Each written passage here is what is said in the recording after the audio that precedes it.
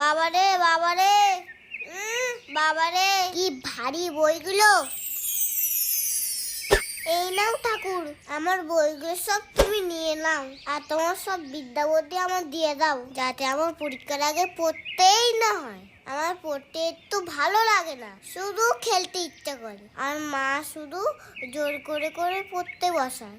না পড়ে কে পরীক্ষায় পাশ করতে পারে শুনি? কে বললো কথাটা? গলাটা যেন চেনা চেনা লাগছে, মনে হচ্ছে ঠাকুরই কথা বলছে। সামনে পরীক্ষা, কিন্তু পুজোর সুতো কাটার সাথে সাথে যেন বইগুলো ঘরে আনা চাই, না হলে পিঠে মার পড়বে। তুমিও এরকম বলছো?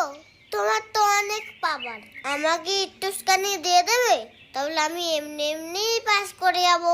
তাহলে আমার মার হাতে কিলচর খেতে হবে না। শুধু কিলচর না, আরো অনেক কিছু অপেক্ষা করছে তোর জন্য। না পড়ার জন্য এইসব ফোন দিয়ে এটেছো তুমি? পুজো হয়ে গেলে যেভাবে বইগুলো নিয়ে এসছিস সেভাবে বাড়ি নিয়ে আসবি, সামনে পরীক্ষা। ও মা, তুমি এতক্ষণ ধরে কথা বলছিলে? তুমি কি আমার সব কথা শুনে নিয়েছো? মারা না সব কিছু জানে। ও ঠাকুর, তুমি আগে আমারে বাঁচাও। সরস্বতী মহাভাগে তো কমনো চলে, বিশ্বরূপে বিলাসাক্ষী দেবী দেবী নমস্তুতে দেবী।